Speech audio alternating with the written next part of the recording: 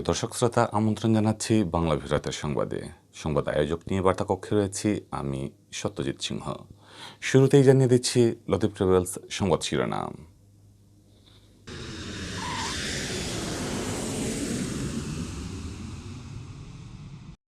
ভারতে করোনা সংক্রমণ ভয়াবহ রূপ নেয় 2 সপ্তাহের জন্য সীমান্ত বন্ধের সিদ্ধান্ত নিয়েছে বাংলাদেশ। সিলেটে করোনায় প্রাণহানির নতুন রেকর্ড, একদিনে 8 জনের প্রাণহানি। 20 দিন বন্ধ থাকার পর খুলেছে শপিং মল ও দোকানপাট, ক্রেতা কম। স্বাস্থ্যবিধির মানার আহ্বান ব্যবসায়ী নেতাদের। আগামীকাল 26শে এপ্রিল থেকে করোনা টিকার প্রথম ডোজ প্রদান বন্ধ, ব্যবস্থা নিতে সংশ্লিষ্টদের প্রতি নির্দেশ। ব্যবসায় প্রতিষ্ঠান খুলে দেয়ায় সিলেটে বেড়েছে যানবাহন ও জনসমাগম, যানজটে ছিল দুর্ভোগ। এবারও ঈদের জামাত উন্মুক্ত স্থান বা ঈদগাহে পড়ার উপর নিষেধাজ্ঞা দিতে পারে সরকার, মঙ্গলবার সভায় চূড়ান্ত সিদ্ধান্ত। করোনায় দেশে আরও 101 জনের প্রাণহানি, নতুন আক্রান্ত শনাক্ত প্রায় 3000। সামাজিক যোগাযোগ মাধ্যমে মানহানিকর পোস্ট দেয়ায় সময় টিভির প্রতিনিধির বিরুদ্ধে রংপুরের মেয়রের মামলা। শুনছিলেন সংবাদ শিরোনাম, এবারে বিস্তারিত। প্রতিবেশী দেশ ভারতে করোনা ভাইরাসের সংক্রমণ পরিস্থিতি ভয়াবহ আকার নেয় দেশটির সঙ্গে সীমান্ত বন্ধ করার সিদ্ধান্ত নিয়েছে বাংলাদেশ সরকার। আগামীকাল সোমবার থেকে আপাতত 2 সপ্তাহের জন্য ভারতের সঙ্গে সীমান্ত বন্ধ করা হচ্ছে। রোববার সরকারের উচ্চ পর্যায়ে এই সিদ্ধান্ত নেওয়া হয়। এর আগে দেশটির সঙ্গে বাংলাদেশের সীমান্ত আপাতত বন্ধ রাখার আহ্বান জানান বিশেষজ্ঞরা। রোববার বিশ্ব ম্যালেরিয়া দিবস উপলক্ষে স্বাস্থ্য অধিদপ্তরের আয়োজিত এক আলোচনা সভার পর স্বাস্থ্য অধিদপ্তরের মহাপরিচালক অধ্যাপক আবুল বাশার খুরশিদ আলম জানান, বিপর্যয় এড়াতে এখন ভারতের সঙ্গে সীমান্ত বন্ধ রাখা উচিত।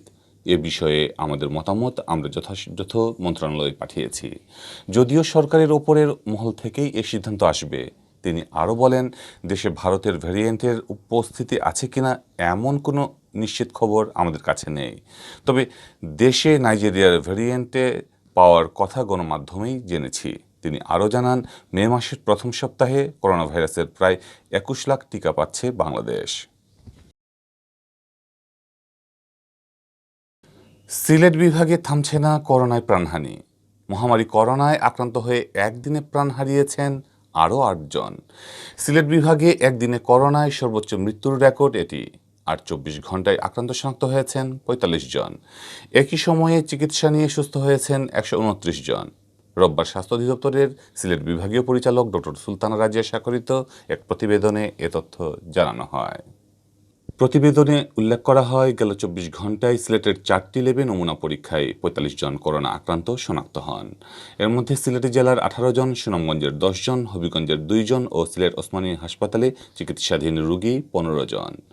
নতুন এই 45 জন সহ সিলেট বিভাগে করোনা প্রমাণিত রোগীর সংখ্যা দাঁড়িয়েছে 20,232 জন। এর মধ্যে শুধুমাত্র সিলেট জেলায় আক্রান্ত হয়েছেন 12,930 জন। এছাড়া সুনামগঞ্জে 2,714 জন, হবিগঞ্জে 2,315 জন ও মৌলভীবাজারে 2,273 জনের করোনায় আক্রান্ত শনাক্ত হয়েছে। গেল 24 ঘন্টায় সুস্থ হয়েছেন 129 জন।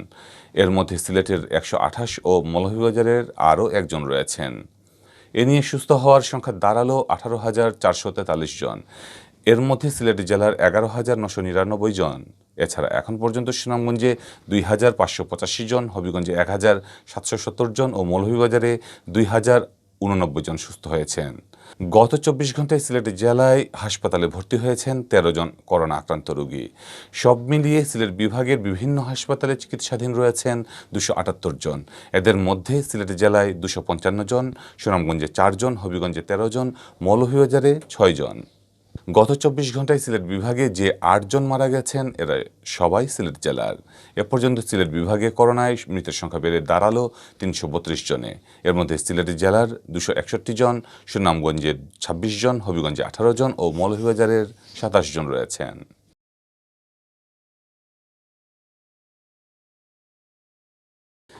সিলেটে প্রায় 20 দিন বন্ধ থাকার পর তালা খুলেছে শপিং মল ও দোকানপাটের।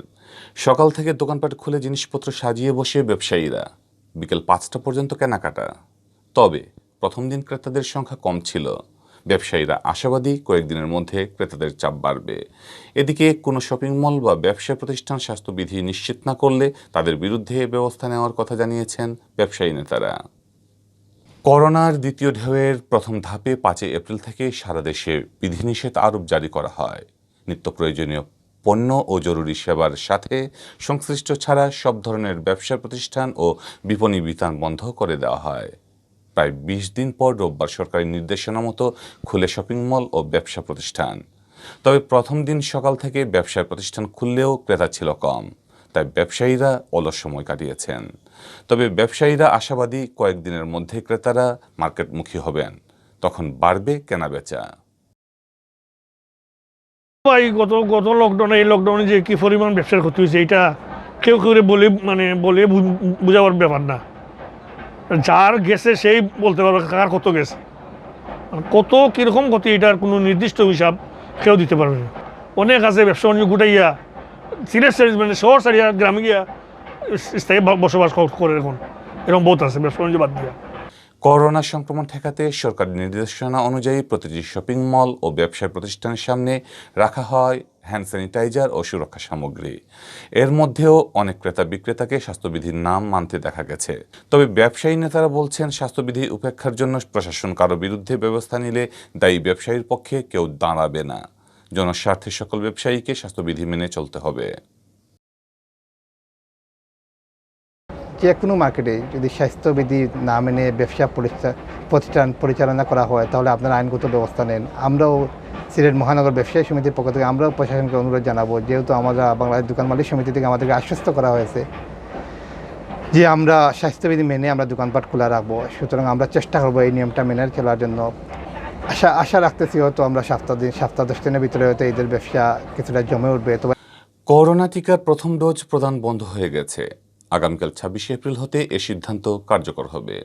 স্বাস্থ্য অধিদপ্তরের মহাপরিচালকের নির্দেশ জানিয়ে কোভিড-19 ভ্যাকসিন ব্যবস্থাপনা টাস্ক ফোর্স কমিটির line director doctor Mohammad Shamsul Haque স্বাক্ষরিত এক স্মারক আদেশে এ ব্যাপারে সংশ্লিষ্টদের প্রয়োজনীয় ব্যবস্থা নেওয়ার কথা বলা হয়েছে। আদেশে বলা হয়েছে, আগামী 26 এপ্রিল 2021 হতে পরবর্তী নির্দেশ না দেওয়া পর্যন্ত কোভিড-19 টিকাদান কার্যক্রমের প্রথম ডোজ টিকা প্রদান সাময়িকভাবে বন্ধ থাকবে। রোববার প্রকাশিত স্মারকটিতে প্রয়োজনীয় ব্যবস্থা নেওয়ার জন্য সকল জেলার সিভিল সার্জন, সিটি কর্পোরেশনের প্রধান স্বাস্থ্য কর্মকর্তা এবং উপজেলা স্বাস্থ্য ও পরিবার পরিকল্পনা কর্মকর্তাকে এ নির্দেশ দেওয়া হয়। প্রায় 3 সপ্তাহ পর শিথিল করা হয়েছে লকডাউন, খুলে দেওয়া হয়েছে শপিং মল ও দোকানপাট। করোনা সংক্রমণের ভয় নিয়েই ঘর থেকে বের হচ্ছেন মানুষ। প্রয়োজন অপ্রয়োজনে বের হওয়া মানুষের জটলা আর যানবাহনের আধিক্যে গেল কয়েকদিনের বিরাজমান শূন্যতা যেন কেটেছে। অচেনা নগর যেন চেহারা পাল্টে ফিরে পাচ্ছে পুরনো রূপ। তাই তো রোববার দুপুর থেকে নগরীর জিন্দাবাজার, বন্দরবাজার সহ বিভিন্ন স্থানে দেখা গেছে চিরচেনা যানজট। ঘন্টার পর ঘন্টা যানজট লেগে থাকে। এ সময় জিন্দাবাজার সহ কয়েকটি পয়েন্টে ট্রাফিক পুলিশকেও দেখা যায়নি। পুলিশ না থাকায় যানজট নিরসনে পথচারীদের ট্রাফিকদের ভূমিকা পালন করতে দেখা যায়। এদিকে যান অর্জনে প্রাণ ফিরলেও করোনার এই মহামারীকালে নগরীর এই ব্যস্ততা নিয়ে শঙ্কিত সচেতন মহল। স্বাস্থ্যবিধি না মেনে জনসমাগম আরও শপিং মল ঘুরে কেনাকাটার এই মহোৎসব সিলেটে করোনা পরিস্থিতি আরও ভয়াবহ করে তুলতে পারে এমন শঙ্কা তাদের। করোনা ভাইরাসের সংক্রমণ পরিস্থিতির কারণে এবারও ঈদের জামাত উন্মুক্ত স্থান বা ঈদগাহে পড়ার ওপর নিষেধাজ্ঞা দিতে পারে সরকার। গেল বছরের মতো স্বাস্থ্যবিধি মেনে ঈদ উল ফিতরের জামাত মসজিদে আদায়ের সিদ্ধান্ত আসতে পারে। তবে ঈদ জামাতের বিষয়ে মঙ্গলবার সভা করে সিদ্ধান্ত নেওয়া হবে বলে ধর্ম মন্ত্রণালয় থেকে জানা গেছে। চাঁদে দেখা সাপেক্ষে আগামী 13 বা 14 মে দেশে মুসলমানদের সবচেয়ে বড় ধর্মীয় উৎসব ঈদ উল ফিতর উদযাপিত হবে। ঈদের দিন মুসলমানরা মসজিদ কিংবা ঈদগাহে 2 রাকাত ঈদের ওয়াজিব নামাজ আদায় করে থাকেন। ঈদ জামাতের বিষয়ে জানতে চাইলে ধর্ম বিষয়ক প্রতিমন্ত্রী ফরিদুল হক খান বলেন, আমি মনে করি ঈদের জামাতের বিষয়ে সিদ্ধান্ত গত বছরের মতোই থাকবে। এর চেয়ে কঠিন হয়তো হবে না। আমরাও চাই গত বছরের সিদ্ধান্তটাই থাক, তবে সবকিছুই আলোচনা করে আমরা ফাইনাল করব। তিনি বলেন, আগামী পরশুদিন আমরা একটা সিদ্ধান্তে যাব। আমাদের একটি অফিসিয়াল মিটিং হবে, সেখানে আমরা সিদ্ধান্ত নেব। প্রতিমন্ত্রী বলেন, গত বছরে যে পরিস্থিতি ছিল এবার এর চেয়ে পরিস্থিতি আরও খারাপ। আমাদের সচিব, মন্ত্রিপরিষদ সচিবসহ সবাইকে বলেছি বসে একটা সিদ্ধান্ত নিন। গত বছর যে সিদ্ধান্ত ছিল সেটা ঠিক রাখবেন নাকি আরও কঠিন করবেন নাকি কিছুটা রিল্যাক্স করবেন, বসেই সে সিদ্ধান্ত নেওয়া যেতে পারে।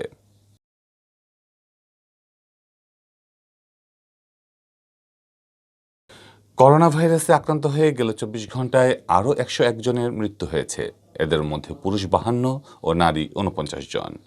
মৃত্যু 101 জনের মধ্যে সরকারি হাসপাতালে 59 ও বেসরকারি হাসপাতালে 32 জনের মৃত্যু হয়। এ নিয়ে এখন পর্যন্ত দেশে মৃতের সংখ্যা বেড়ে দাঁড়ালো 11,053 জনে। রোববার স্বাস্থ্য অধিদপ্তরের অতিরিক্ত মহাপরিচালক অধ্যাপক ডক্টর নাসিমা সুলতানা স্বাক্ষরিত এক সংবাদ বিজ্ঞপ্তিতে এ তথ্য জানানো হয়। বিজ্ঞপ্তিতে বলা হয়, গেল 24 ঘন্টায় সরকারি ও বেসরকারি 350টি ল্যাবে 21,448টি নমুনা সংগ্রহ করা হয়। আগের কয়েকটি মিলিয়ে পরীক্ষা করা হয় 21,922টি নমুনা। এতে করোনা আক্রান্ত হিসেবে শনাক্ত হন 2,922 জন। এ নিয়ে দেশে মোট আক্রান্ত রোগীর সংখ্যা দাঁড়ালো 7,45,322 জন। এদিকে গেল 24 ঘন্টায় দেশে করোনা মুক্ত হয়েছেন 4,301 জন। আর এ পর্যন্ত মোট সুস্থ হয়েছেন 6,57,452 জন। এ পর্যন্ত সুস্থতার হার 88.21%। 101 জনের মধ্যে 10 বছরের কম বয়সী 1 জন, 20ঊর্ধ্ব 3 জন, 30ঊর্ধ্ব 3 জন, 40ঊর্ধ্ব 11, 50ঊর্ধ্ব 18 এবং 60ঊর্ধ্ব 65 জন রয়েছেন।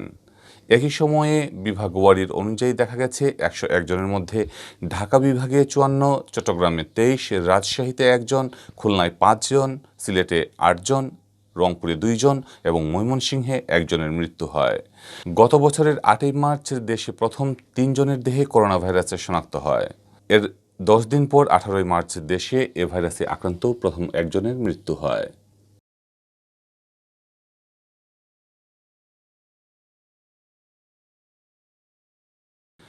সামাজিক যোগাযোগ মাধ্যমে মানহানিকর পোস্ট দেওয়ার অভিযোগ এনে রংপুরে বেসরকারি টেলিভিশন সময় সংবাদের সিনিয়র প্রতিবেদক রতন সরকারের বিরুদ্ধে ডিজিটাল নিরাপত্তা আইনে মামলা হয়েছে। রংপুরের সিটি মেয়র মুস্তাফিজুর রহমান মুস্তফা এই মামলা দায়ের করেন। রংপুর মেট্রোপলিটন পুলিশের অতিরিক্ত উপ পুলিশ কমিশনার উত্তম প্রসাদ পাঠক জানান, শনিবার রাত 11:15টায় সাংবাদিক মুমিনুর রহমান সরকারের নামে রংপুর কোতোয়ালি থানায় এই মামলা দায়ের করেন সিটি মেয়র। মামলায় মেয়র অভিযোগ করেন, সময় সংবাদের প্রতিবেদক রতন সরকার গেল 22 এপ্রিল তাকে এবং রংপুর সিটি কর্পোরেশনকে জড়িয়ে সামাজিক যোগাযোগ মাধ্যম ও ইলেকট্রনিক্স মিডিয়ায় মিথ্যাচার করেন।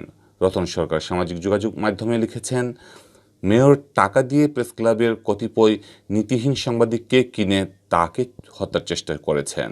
জনগণের জন্য সরকারের দেয়া টাকা অনিয়ম করছেন। দুর্নীতির রিপোর্ট করায় তাকে মানুষ দিয়ে খুন করা এবং প্রেস ক্লাবকে লক্ষ লক্ষ টাকা দিয়ে তার বিরুদ্ধে ষড়যন্ত্র করেছেন। মেয়র মামলায় বলেছেন, সামাজিক যোগাযোগ মাধ্যমে এবং মিডিয়ায় রতন সরকারের এসব মিথ্যা ভিত্তিহীন বানোয়াট এবং মনগড়া বক্তব্যে তার এবং সিটি কর্পোরেশনের মানহানি হয়েছে, যা ডিজিটাল নিরাপত্তা আইনের 218 এর বিভিন্ন ধারায় অপরাধ হয়েছে।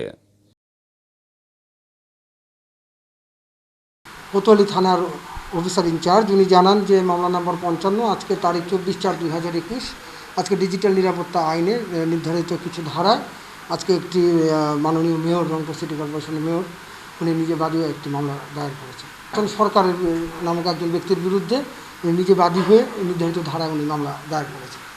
রতন সরকার যে সময় টেলিভিশনের যে প্রতিনিধি, ইনি সরাসরি মেয়রকে অ্যাড্রেস করে কিছু খারাপ নিউজ উনি তুলে ধরেছেন, যেটা অত্যন্ত মানহানিকর এবং এটা একটা গর্হিত অপরাধ বলে মনে করি। যেহেতু এই বিষয়টা তাদের বিষয়, এখন তাদের ভিতরে মারামারি হয়েছে না কি হয়েছে, তাদের নিষ্পত্তি, একটা প্রেস ক্লাব আছে, সিটি প্রেস ক্লাব আছে, এখানে রিপোর্টার্স ক্লাব আছে, তাদের মধ্যে সম্পৃক্ত। কিন্তু এই হলুদ সাংবাদিকতা করার যে প্রবণতা এবং একজন মানুষকে মান হানি করার যে প্রবণতা, তার বিরুদ্ধেই আমাদের এই অভিযোগ। প্রিয় দর্শক, এতক্ষণ দেখছিলেন বাংলা ভিউ রাতের সংবাদ। কিছুক্ষণ পর শুনুন সিলেটের আঞ্চলিক ভাষায় রাতের সংবাদ। দেখার আমন্ত্রণ জানিয়ে বিদায় নিচ্ছি। সাথে থাকার জন্য ধন্যবাদ।